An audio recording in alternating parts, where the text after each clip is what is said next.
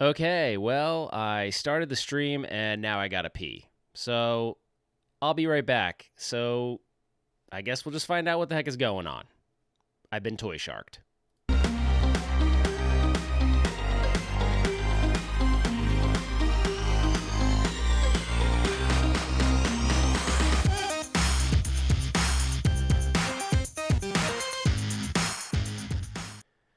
All right, guys. Well, I am back. I think we're just going to talk for this one. I don't really have any agenda, but I've totally been. It's just crazy. It's been a crazy 24 hours. There's some stuff that I'm going to save for this Sunday, but I realized that I came out and I said, well, first of all, thanks for joining, everybody. I know we haven't done a Sunday live stream in a while. Sunday live stream? I don't even know what's going on. Lunchtime live stream. It's just that this week's been really busy with work. You know, as we get closer to the holiday, it's going to be super crazy, so I'm not able to just like bust away from my desk and do it. But anyways, it's just insane stuff has been going on, and I don't know. I don't even know what's happening right now. Excuse me. Like this whole like I will fully admit to you guys, the whole Toy Shock thing was kind of a joke for me, and then there's some course of events that happen. I did legitimately say that I wasn't going to mod it, right? But there's some course of events that have happened that we're not going to talk about till Sunday, okay? So there's just some suspense there. I'm not going to talk about what happened till Sunday. But this all of a sudden Ralph wants to mod it thing didn't come out of blue air or out of thin air. Blue air? That's awesome. See, I'm totally crazy. So I'm not going to talk about it right now. I'm gonna talk about it, and Justin and I actually he's in there, and Rusty Grill, nice, and Wicked Gamer. What the heck? We got everybody in here. We got Brian, we got Wicked Gamer, we got Console Kits, we got It's Vaughn, dude, Rusty Grill. The whole crew is here. This is awesome. So anyway, so this whole thing kind of came out of it. It was out of the blue. I'm telling you, I had zero intention of modding it, and then I'm gonna talk about it more on Sunday, but the community around virtual pinball has definitely changed. I mean, there's access to stuff that I didn't even think existed. I've always bought virtual pinball wasn't something I dove into as a modder, like, oh, I'm going to figure out virtual pinball in and out. So I just kind of played with other people's software packages, right? Like almost as if it'd be hard to call yourself a Pi expert if all you did was downloaded an image, burnt it to a SD card, and put it in your Pi and went, I'm a Pi expert, right? That was my experience with virtual pinball to date, right? I tinkered with it a little bit. I'd maybe go behind the scenes a little with the software, but I never really got hardcore with it. So this course of events that we'll talk about on Sunday, I will not hint on. I'm usually terrible at this. Usually if you prod me enough, I'd tell you, but I'm not going to. I'm going to actually keep it to Sunday. So this course of events that transpired, which is rather funny. What the heck? I'm getting blown up. This course of events that transpired has got us to this place, right? So if you go now, I guess I've got a page now about this. So there's going to be, if you want to track my progress on this, I made a Facebook group. Oh, man, what happened? Oh, I made a Facebook group called the Officially Unofficial ToyShark Modding Group. And if you look, there's this terrible, horrible graphic. So if you go to Facebook, this group does exist.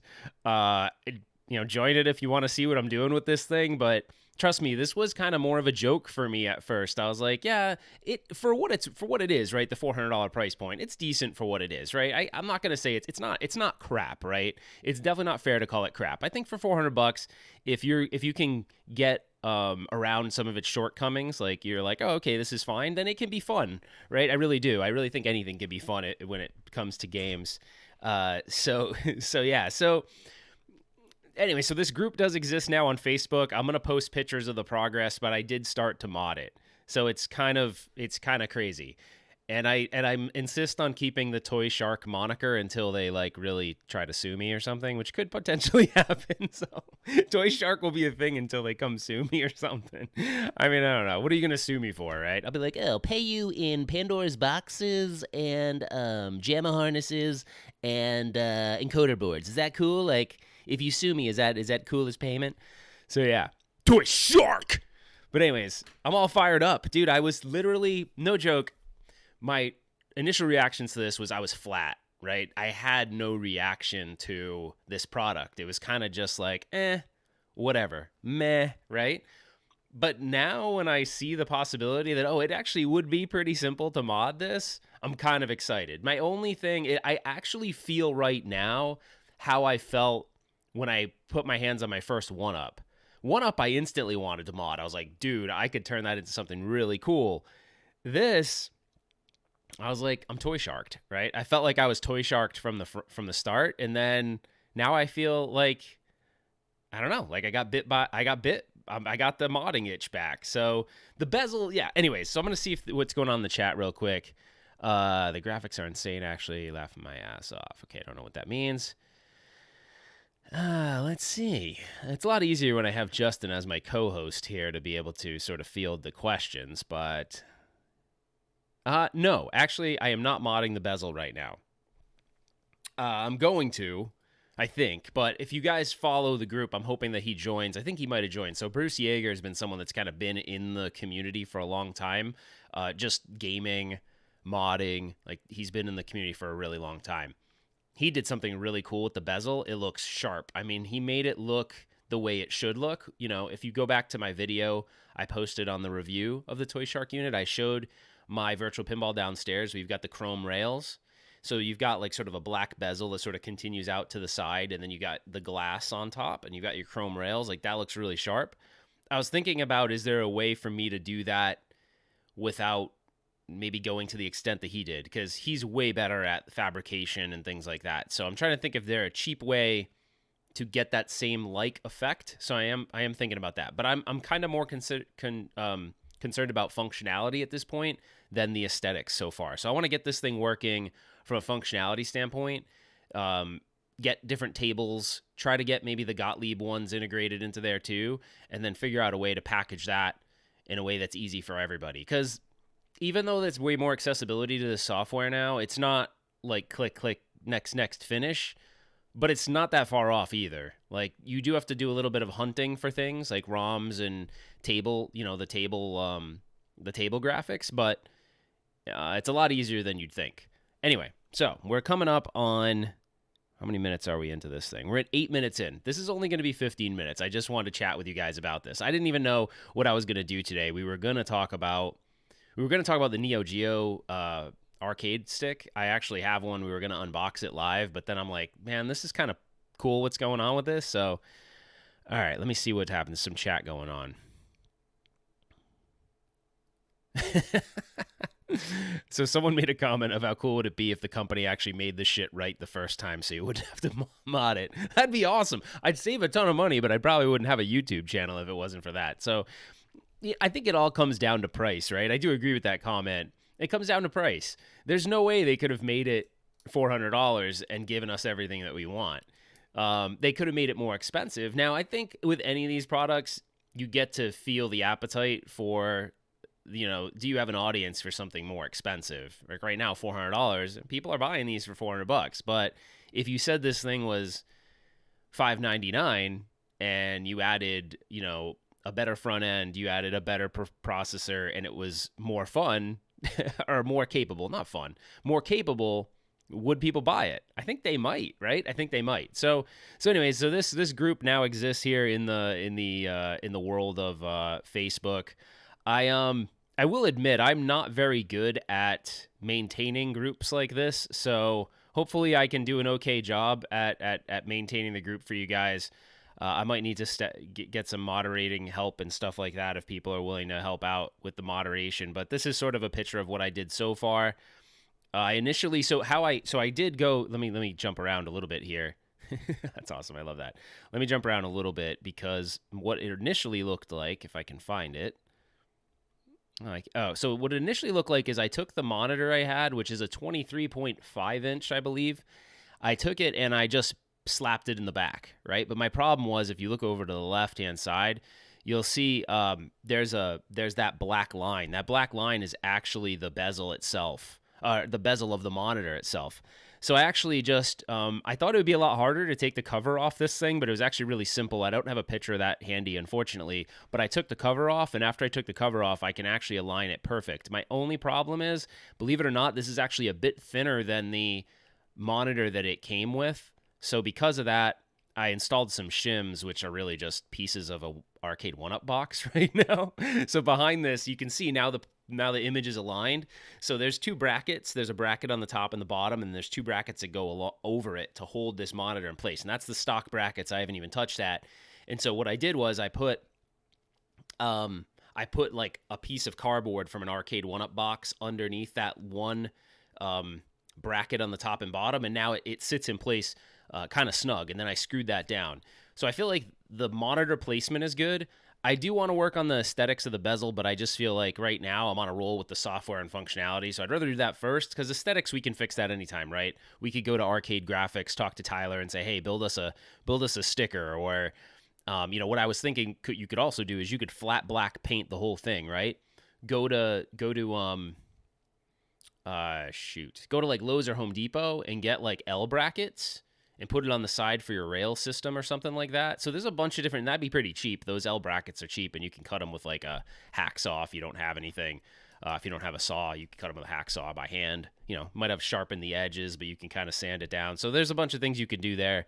But yeah, I'm just like super stoked on this idea. And I love, dude, oh my gosh. So one thing I want to talk about before we reach the 15-minute mark is I loved pinball, but where I entered pinball was so different than like the Gottlieb titles. That's not what was, I tried to say this in my video, and I think I sort of went off the path, but those Gottlieb titles I don't have any like emotional attachment. There's no nostalgia value for those for me because of my age group. Now, I'm not saying that there are probably people that watch my channel that are a little bit older than I am that actually loved those titles. Those titles aren't as meaningful to me. But for some reason, there's a story behind it. I think I told it on a Sunday stream. I love the Terminator 2 pinball. So like this was something really, really cool for me. And I'm like, dude, if I was going to skin this cabinet, it's going to be T2 all the way. I just love it. So anyway, so I'm going to work on this a little bit more. It's weird when I get laser focused on something, it's like all I can think about. So like last night I was laying in bed, and I'm like, oh, because I knew I had this monitor. So the monitor that I'm using in here, the purpose of it was I was going to set it up on the side of my the screen I'm talking to you guys now on. I was going to set it up over here so I can look at the chat when Justin and I do the Sunday show. And I'm like, dude, I bet it would fit perfectly because it was a 24-inch monitor. I'm like, shoot, I bet this would fit. Let's see. Is it worth the $399? I mean, yeah. I don't know, guys. This is one of those like mods out of. I wish I could tell you the story right now, but I want to save it for Sunday. So I am contradicting what I said in the video, but a course of events transpired which led me to this place. So there's definitely a reason for this. It's a valid reason. I don't think I could sit here and tell you like ToyShark T2. I don't think I could like. I can't sit here honestly in your face right now and say, yes, this is worth $400 to then mod, but I'm trying to see like what price range can I keep us in and actually come up with something halfway decent. Because I think of things like this, right? If I'm going to mod something, you do have to think about like your time is money, right? Because maybe it's not money, but it's like currency. So your time is currency. So like, do you spend that time with your kids? Do you spend that time with your wife? Do you spend that time with other family members, friends? So I feel like when I'm factoring in the cost of a mod, I think, all right, if this takes me, like, let's say it takes me 2 days, 3 days, and it's like 10 hours. Well, shit, there's a cost associated with that. I didn't hang out with certain people or didn't do certain things in my life to work on this. So the overall sort of level of effort, you have to factor that in too, right? Because let's say I can come up with a cheap mod that takes you significantly less time to do on this versus buying a DIY, where that makes a difference. Oh, all right. So someone in the chat, he says he's single. So when you're single, you have all the time in the freaking world. So yeah, when that happens, you're just like, yeah. But if you're Rusty Grill, a friend of mine, Rusty Grill, who's in the chat right now, I talk about him having like he'll say something like, I'll call him up sometimes and I'll go, hey, dude, I was thinking about doing this mod. What do you think? He's like, yeah, that's cool. But I was thinking you could put like this like 120-inch HD screen, and then you could use like the best buttons and joysticks that you can find in the whole entire universe. And then on the cabinet, I was thinking if you could use this wood that you can go find, you have to whittle it out of like birch wood. You have to go to this like exotic beach somewhere. And then if you could bring all that stuff back, like, yeah, dude, that'd be awesome. And I'm like, dude, I don't have, on his last name, it begins with Geo. So I'm like, dude, I don't have Geo money, dude. So he's always like coming up with these crazy things. I'm like, dude, I can't afford to do that. So it's funny. He just always comes up with all these crazy like things. But anyways, okay, let me see what's going on in the chat. My time is money and I keep giving it to Ralph, so he's rich in time money. Yes, thank you so much. I am rich in time money. That is awesome. Oh my gosh, that is awesome. So I don't know whether it's going to be expensive or not. I don't know, guys. All right, this is what I do know. From tinkering with virtual pinball in the past, I know everyone likes saying, oh, you're a purist or whatever, like that purists wanted a certain way. Dude, it's not purist. It's a good experience. It's not about purist, because a purist thinks this is bullshit. A purist wants to play pinball mechanical. That's a purist. He goes, virtual pinball is crap. To them, virtual pinball is bullshit. And there's nothing you could possibly do to virtual pinball in their mind to recreate the experience. So that's a purist. But to me, I guess there could be virtual pinball purists too, right? Ones that don't care about mechanical and all they care about is virtual. But I do feel like if you want to get a good experience, like, I can't explain it. Maybe it's not lag. Maybe lag's the wrong term. It's the physics of the ball. You can have it one way where it feels very real to you, right? It's almost like crappy virtual reality, right? If you've ever played with crappy virtual reality, it's not good enough to trick your mind into thinking it's real. So you're like, this is dumb. Then you put on like an Oculus Quest, or you put on an Oculus Rift, and you're like, okay, like this is no longer the phone in my little compartment. This is legit, right? You're like, damn, this is good. So that's the difference. It's like the experience. So I think if you've never played virtual pinball before and your first product you ever bought was the ToyShark, and you bring it home, you don't know any different, right? You don't know crap from good. So you're like, oh yeah, this is awesome. This is great. It's fun. It's a video game. But that's the thing. It's a pinball video game. You get in front of a true, legit, someone that's taken the time to put a faster processor and all this stuff in front of a virtual pinball machine, and it has the speed to get the physics right, you're like, whoa, dude, that's serious. Like, I feel like there's a difference there. So I think sometimes there's this fighting going back about lag. I don't even know if it's always lag. I think it's frame rate. I think it's refresh rates, because all I know is the monitor I put in there, the refresh rate is really good, and it's like, bam, it's like really, really good. So anyways, all this stuff, someone in the comments section said this is a gateway drug. Dude, all of these products are gateway drugs. So just so you guys know, I'm always transparent with everybody. I formed an LLC, right? RetroRalph LLC. So it's a company, right? I own a company called RetroRalph LLC. I don't know crap about owning a company, to be honest. I don't know the first thing about owning a company. And I'm the only one that works for the company, technically. There's a couple people that are listed as members. But the reason why I did that is because I knew YouTube would be such an expensive thing for me, because I already was huge in this hobby, right? Modding. The thing that motivated me to actually start YouTube was I would always buy products just to evaluate them. And then sometimes I'd sell them and sometimes I'd keep them. But I'm like, damn, if I'm doing this, why not be able to do it and share it with other people? So that's kind of how it started. But the reason for me forming the LLC is so I could write off some of this stuff. It may help a little bit come tax season. But again, I'm not the smartest when it comes to that stuff. Like, there's a reason why I don't own my own. Well, I do own my own company, but not like a legitimate, it is a company, but it's more there so I can try to help myself on taxes, because, dude, I invest so much time and money into doing this, but I love it, right? So it's not a complaint. It's just, hey, if there's a way for me to offset it and help, then yeah. David, if you could, I don't know crap about what I'm doing with the LLC, dude. I really don't. So maybe if you could direct message me on Facebook, or just send me an email at RetroRalph1980 @gmail, we could maybe start talking. I have no idea what I'm doing. I have the paperwork. It's all legit. I got a stamp. I can like stamp stuff that says RetroRalph LLC. Yeah, it's legit. Then I'm like, I don't know what that means, but it's there.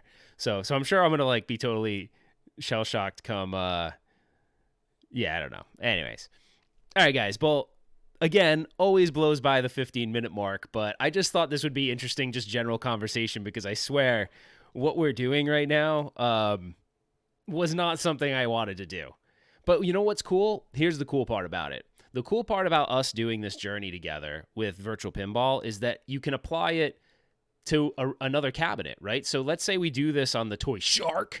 The ToyShark is just our base cabinet, right? Whatever we learn along the way and whatever we do and whatever I kind of throw out there as tutorials, whatever it is, can be applied to whatever cabinet you have. So that's what's cool. So if a DIY kit becomes more tempting, then that's cool. But actually, someone mentioned E3. So I'll be at CES with console kits. I would be willing to bet that we're going to start to see others pop up here, right? So other companies popping up with products. So we may or may not see. I'm really surprised, by the way, that we already have 54 members in the group, so that's kind of cool. That's kind of cool. There's a bunch I didn't approve already, so that's pretty neat. So yeah, I mean, obviously there's interest in this.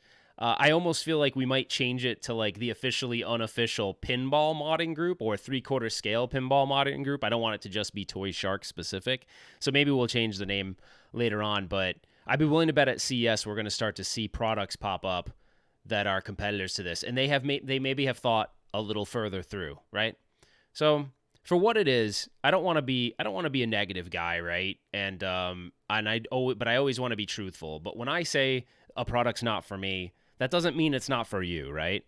And I don't ever want to be like, this thing's crap, because it's not really crap. In its stock form, it's not crap. It's just more of a pinball video game. It's like a pinball video game version 1 virtual pinball with 12 titles. And, you know, aesthetically it looks okay. The bezel's kind of like whatever, it kind of throws it off. But I do feel like there is a group of people that want to buy a product and they want it to look good from day one. They want it to do what they want from day one. And so some people don't want to do mods because they're like, well, shit, I already paid $400 for it. How much more time and money do I have to put in it to make it the way I want? And mods have a way of, so in the business that I'm in, for my day job, if someone was going to do a project with us, we would put a statement of work together, right? And that statement of work would have a level of effort and it would document everything that we're supposed to do for that price. Well, when a customer changes something, that's called scope creep, right? Like they're saying they want more, yet they never intended to. That wasn't part of the original project, so that's added cost. I feel like with modding can get like that super fast. It's the same with like, you guys know this. You're at home, you have a honeydew, right? Your wife says, I want you to fix this. And you go to the hardware store and you buy what you need, or you think you buy what you need. Sometimes that trip to the store, you're like, oh, well, she'd probably be pretty stoked if I replace the shower head, too. Oh, she'd probably be pretty stoked if I put a new towel bar in. Oh, man, she'd be really stoked if I put a new light over the vanity. She's been talking about that forever. So now all of a sudden your project to do that one thing turned into this like gigantic shit show. That can happen with modding super fast. So I think that's why you don't hear me talk a lot about price, because a lot of the stuff I do, I get caught up in the moment of modding it that I'm like, ooh, it would be way cooler if I did this. So now all of a sudden I'm not thinking about the financial ramifications of it. I'm just thinking about how cool would it be if. And so it's easy to get lost in that. So when you're modding, just remember, try to go into it with a plan, but just know your plan's probably going to get blown up. It's going to get blown up by if you have the finances to do it. Don't go crazy and charging a bunch of stuff you can't afford. But if you have the finances to do it, your creativity will set you free into this land of, oh, if I did this, if I did that, if I put a better joystick, imagine if I put a real plunger on it. So just know, guys, it's a dangerous territory to be in when you get down this path of modding things. And I'm a realist in the sense that I want to tell you that, even though probably a lot of you guys already know that. So anyways, that's all I wanted to talk about today. I know this was short and brief, but I had fun. I'm looking at some of the comments here. It looks like you guys are definitely interested in this. So whether it's that you're interested in virtual pinball or you're interested in ToyShark, I'm not really sure. I think it's probably more virtual pinball. But yeah, Oh, hey, TechWiz is in there too. So anyways, all of you guys that joined, thank you. I'm going to see if I have my, let's see if I have my, I don't know if I have my music. Let's see. I gotta send you guys out properly. All right. All right, guys. That is the end of the road for this lunchtime live stream. Thank you so much for joining. I know this was just me talking, but I love it. There's some active conversation in the chat, and clearly this whole 3/4 scale pinball thing is turning into something that that no one wants to ignore. So let's not ignore it, right? Is it responsible to mod the ToyShark? Probably not. But we're taking this journey together regardless. So tune in Sunday for the show with myself and Console Kits. We'll talk more about it. I will share the backstory about how we got to this godforsaken place. And that's it. Thanks again, guys. We will see you on the next one.